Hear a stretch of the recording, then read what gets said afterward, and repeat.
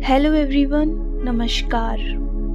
महात्मा बुद्ध कहते हैं आप तब तक उस मार्ग पर नहीं चल सकते जब तक आप खुद वह मार्ग नहीं बन जाते। लोग सवाल पूछते हैं, मेरा मन नहीं लग रहा, मैं क्या करूं? मैं मन को शांत करना चाहता हूं, एकांत करना चाहता हूं, मन को साधना चाहता हूं, पर मन कहीं लगता ही नहीं है, हमेशा भटकता रहता है। एक कहानी के जरिए हम थोड़ा इसे समझाने की कोशिश करते हैं। एक गुरु अपने शिष्य को ध्यान साधना सिखा रहे थे। तभी एक शिष्य बोला, हे गुरु, मैं कुछ समझ नहीं पा रहा हूँ, क्या मैं आपसे कुछ पूछ सकता हूँ? गुरु ने कहा, हाँ पूछ सकते हो। शिष्य ने कहा, मैं पानी पीता हूँ तो मेरी प्यास बुझ जाती है, या कोई भी पानी पीता है तो उसकी प्यास बुझ जाती है, तो ये ध्यान के संबंध में क्यों नहीं होता? जब हम आपके कहे अनुसार एक जैसा ध्यान करते हैं तो हम में से कोई पहले, कोई बाद में, तो कोई कभी ध्यान की स्थिति को प्राप्त नहीं कर पाता। ऐसा क्यों होता है? जैसे पानी से सबकी प्यास बुझ जाती है, वैसे ही ध्यान से सबके ज्ञान चक्षु खुल जाने चाहिए, पर ऐसा नहीं होता है। गुरु ने कहा, कल किसी ने भोजन पर आमंत्रित किया है, कल तुम मेरे साथ चलना, मैं तुम्हारे प्रश्नों के उत्तर वहीं दूंगा। अगले दिन दोनों गुरु शिष्य भोजन के एक धनी व्यक्ति के घर पहुंचे। धनी व्यक्ति की पत्नी ने उन्हें भोजन पर बुलाया था। दोनों भोजन करने बैठ गए। उन्हीं के साथ उस स्त्री का पति भी भोजन करने बैठा हुआ था। उसने अपने सभी नौकरों पर चिल्लाकर कहा कि ये क्या बेकार सा खाना बना रखा है, इसमें कोई स्वाद ही नहीं।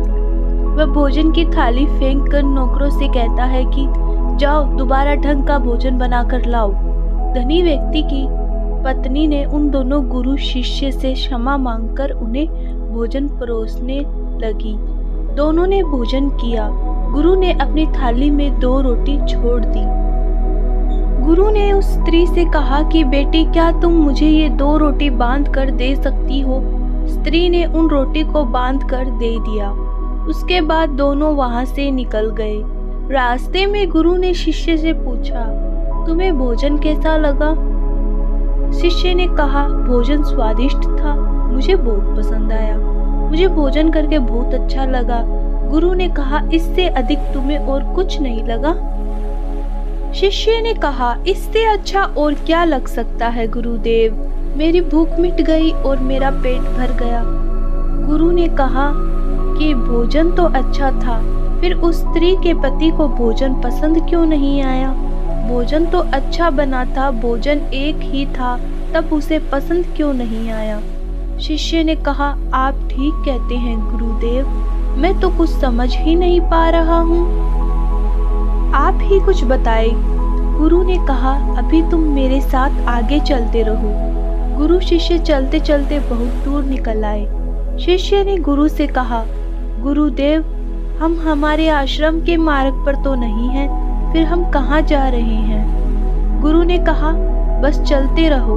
बहुत दूर चलने के बाद एक फटे हाल व्यक्ति गुरु के सामने आ गया और उनके चरणों में गिर गया और बोला, हे परमात्मा, मेरी मदद करो, मैं 3 दिन से भूखा हूँ, मैंने कुछ नहीं खाया है, आप कृपया करके मुझे कुछ खाने को दो। गुरु ने उस व्यक्ति को पेड़ के नीचे बैठाया और उन 2 रोटियों को निकाल कर दिया जो उस महिला ने उन्हें दिया था। रोटियों को देखते ही उस गरीब व्यक्ति की आंखों में चमक आ गई। उसने तुरंत उन 2 रोटियों को खा लिया। खाते समय उस व्यक्ति की आंखों से आंसू निकल रहे थे। वह रो रहा था और खाता जा रहा था और हाथ से इशारे कर रहा था, जैसे वह किसी अदृश्य शक्ति को कह रहा हो कि तेरा धन्यवाद उस रोटी के लिए। खाने के बाद उसने गुरु को प्रणाम किया और धन्यवाद कहा। गुरु ने उस व्यक्ति से पूछा कि भोजन का स्वाद कैसा था? उसने कहा, स्वाद तो कहीं था ही नहीं, केवल जीवन था, परमात्मा और ईश्वर था। ये रोटियां नहीं थी, ये तो साक्षात जीवन था। ये कहकर वह व्यक्ति वहां से चला गया।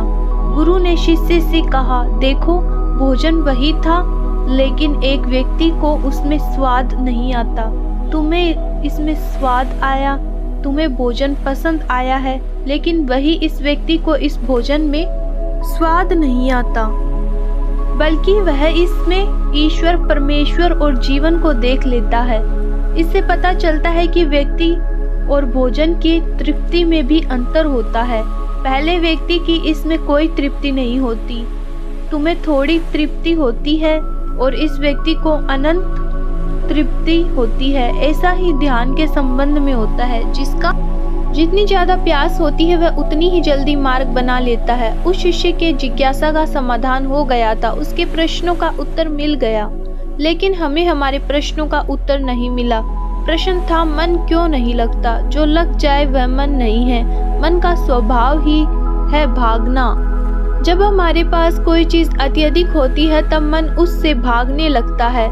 जैसे उस धनी व्यक्ति का मन जो उस भोजन से भाग रहा था, जो उसके लिए आम बात थी। लेकिन जब कोई चीज हमारे पास सीमित मात्रा में होती है और हमें मिल भी जाती है, तब हमारा मन उससे जुड़ा भी रहता है और उस चीज की थोड़ी बहुत अहमियत भी रखते हैं। जैसे उस शिष्य का मन जो उस भोजन से थोड़ा बहुत जुड़ा हुआ था, तो उसने उस भोजन के स्वाद को भी जाना।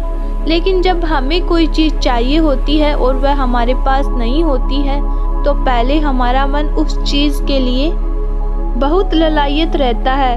वह हर हाल में उसे पा लेना चाहता है। लेकिन जब कोई चीज प्राणों से जुड़ी हो, जैसे कि वह 2 रोटी, और जब बात प्राणों पर आ जाए तब मन गायब हो जाता है।